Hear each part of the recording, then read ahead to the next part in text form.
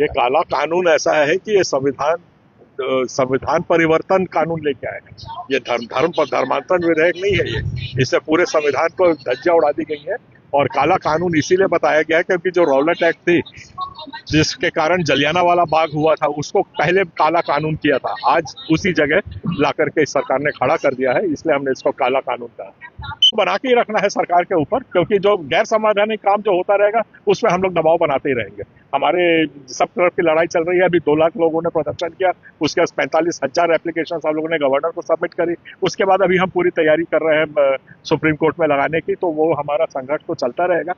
आप सभी को जय मसीह। मेरे प्रिय भाई ने इस वीडियो में बात करने वाले हैं छत्तीसगढ़ धर्मांतरण कानून को लेकर के। तो आप अच्छी तरीके से जानते हैं, जहां पर मसीह समाज के लोगों ने लाखों की संख्या में, यहां तक कि 1.5 से 2 लाख लोग हस्ताक्षर करके एप्लीकेशन लिख करके राज्यपाल को सौंपा गया। लेकिन अभी तक सरकार अपने बात पर टिकी है नहीं। ये कानून सही है, इसमें किसी प्रकार की कोई गलत नहीं है। लाखों मतलब लोग रैली निकाल रहे हैं, मतलब चाह रहे हैं, सरकार को दिखा रहे हैं कि नहीं, ये कानून समाज के लिए घातक है, हानिकारक है, जैसे अन्य राज्यों में हमें देखने को मिलता है। बात करें छत्तीसगढ़ में धर्मांतरण कानून को लेकर के, अब मामला और गर्मा गया है। ईसाई समाज के कई संगठनों ने साफ कहा है कि अब वे चुप नहीं बैठेंगे, इस कानून के खिलाफ सुप्रीम कोर्ट हम जाएंगे और यहां पर हमें फंसता कानून नजर आएगा आने वाले समय में। मीडिया के सामने आकर के ईसाई नेता, जिस तरीके से आप जानते हैं, अरुण पन्नालाल ने कहा कि हाई कोर्ट से राहत तो हमें नहीं मिली है, लेकिन बाद में इस तरीके से अब मसीह समाज सुप्रीम कोर्ट का दरवाजा खटखटा रहे हैं, अब जाएंगे वहां पर। हमने याचिका डाल ली है। उनका कहना यह है कि यह कानून धार्मिक स्वतंत्रता और संविधान में दिए गए अधिकारों को प्रभावित करता है। बताया जा रहा है कि छत्तीसगढ़ हाई कोर्ट ने इस कानून को चुनौती दी गई थी, लेकिन कोर्ट ने फिलहाल इसे रद्द कर दिया गया है। इसके बाद अब सुप्रीम कोर्ट में बड़ी लड़ाई कानून मसीह समाज के लोग लड़ने जा रहे हैं। बड़ी तैयारी यहाँ पे हो रही। मैं आपकी वीडियो दिखाना चाहता हूं, अरुण पन्नालाल क्या कहते हैं, इस वीडियो को देखिए, उसके बाद बात करते हैं। उसमें अपना सहभागिता दिखाने के लिए पहुंचे हैं हम लोग सब। काले कानून को लेकर एक समाज और पूर्व समाज में ये काला कानून ऐसा है कि ये संविधान परिवर्तन कानून लेके आए हैं। ये धर्म पर धर्मांतरण विधेयक नहीं है। ये इससे पूरे संविधान को धज्जियां उड़ा दी गई है। और काला कानून इसीलिए बताया गया है क्योंकि जो रौलट एक्ट थी जिसके कारण जलियांवाला बाग हुआ था, उसको पहले काला कानून किया था। आज उसी जगह ला करके इस सरकार ने खड़ा कर दिया है, इसलिए हमने इसको काला कानून कहा। और ये खत्म जल्दी कर देते हैं अपन रैली, जो मसाल रैली निकली आज बिलासपुर में, हाँ, इसके लिए आप शामिल हुए? हाँ जी जी। तो कहाँ पर देखते हैं कि नहीं, हमें तो दबाव बना के ही रखना है सरकार के ऊपर, क्योंकि जो गैर संवैधानिक काम जो होता रहेगा उसमें हम लोग दबाव बनाते ही रहेंगे। हमारे सब तरफ की लड़ाई चल रही है। अभी 2 लाख लोगों ने प्रदर्शन किया, उसके बाद 45,000 एप्लीकेशन हम लोगों ने गवर्नर को सबमिट करी। उसके बाद अभी हम पूरी तैयारी कर रहे हैं सुप्रीम कोर्ट में लगाने की, तो वो हमारा संघर्ष तो चलता रहेगा। जब तक कि हमारा संविधान सुरक्षित रहे ना हो जाए, तब तक हमारी लड़ाई चलती ही रहेगी। सड़कों पे हम लड़ाई लड़ेंगे। क्या लगता है भैया, ऐसा है, आज संविधान के सामने सबको नतमस्तक होना पड़ेगा। कोई भी हो, कितना ही तुर्रम खां हो, कोई कितना ही बड़ा हो, जहां संविधान है, संविधान को आपको प्रणाम करना ही पड़ेगा। सर्व समाज का समर्थन क्रिश्चियन समाज को कैसे मिल रहा है?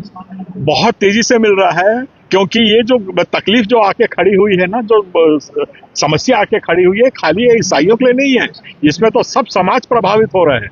अब ये धीरे धीरे एक एक को इस किस्म से मारना, काटना, तोड़ना चालू करेंगे, तो उस किस्म से ये बढ़ रहा है। खाली ईसाई समाज की समस्या नहीं है, ये पूरे संविधान की समस्या है। कल दूसरे समाज के ऊपर होगा, जो कल शेड्यूल्ड ट्राइब्स हैं उनके ऊपर होगा। ये सब तो और शुरू हो चुका है, तो इसीलिए हम लोग संघर्षरत हैं और संघर्ष कर रहे हैं। आपने बोला है अपने बयान में कि राजनीति हमें भी करना है, तो आप उतरेंगे क्या? नहीं, हम तो उतर चुके हैं, उतरेंगे नहीं। पिछले चुनाव में हमने 11 MLA खड़े किए थे, और उसमें ठीक है, हमको करीब 1 लाख वोट मिले हैं टोटल सब मिला करके। तो हम लोग तो राजनीति में उतर चुके हैं। हमने 4 कैंडिडेट इसमें मेंबर ऑफ पार्लियामेंट के लिए खड़े किए थे, तो हम लोग तो अपनी तैयारी कर रहे हैं। इस बार ऑलमोस्ट वो तो खैर एक उस समय जब समय आता है तो प्लान किया जाता है, पर कभी समय था कि बीजेपी के भी सिर्फ 2 ही कैंडिडेट होते थे लोकसभा में, और 15 साल तक उन लोग 2 ही कैंडिडेट्स के साथ, उनके जो मेंबर ऑफ पार्लियामेंट है उनके साथ वो लड़ते थे। तो ये तो बहुत लंबी लड़ाई है। हमारे परिवर्तन को लेकर के जो आरोप लग रहे हैं, उसके लिए क्या पता ना, वो तो झूठ है। आज तक सजा ना हुई, ना प्रूव कर पाए, ना कुछ पर है। हुआ मचाना है, मचा रहे हैं, बस हो गया। ये जो अभी कानून बना है उस पे कई ऐसे दल हैं जो दुरुपयोग कर रहे हैं, जैसे मारना, कई एक जगह लड़ाई उपद्रव फैलाना, इसका दुष्प्रभाव किस तरह से? दुष्प्रभाव तो बहुत दूर की बात हो गई, मतलब बात तो वही आ गई ना।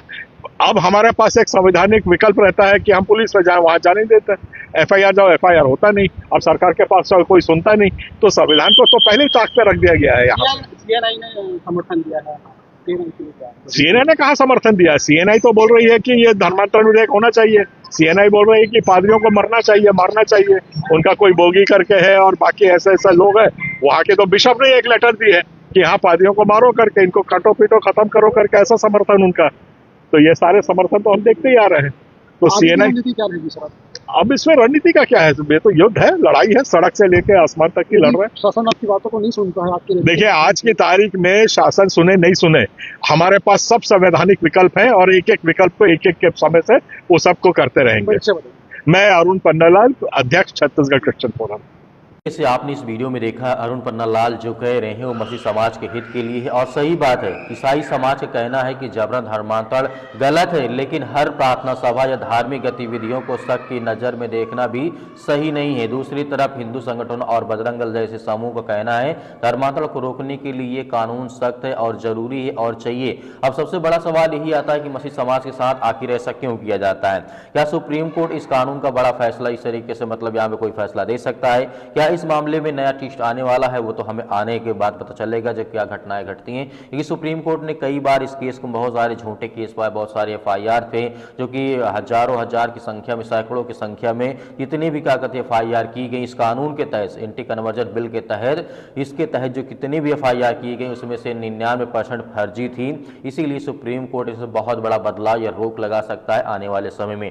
आपकी क्या राय, हमें कमेंट बॉक्स में कमेंट करके जो बताइएगा। यदि वीडियो आपको पसंद आए तो लाइक करें, शेयर करें और हमारे चैनल को सब्सक्राइब नहीं किया सब्सक्राइब भी कर लें। मिलते हैं नेक्स्ट वीडियो, तब तक परमेश्वर आपके परिवार को बहुत सारी आशीष दे। आमीन।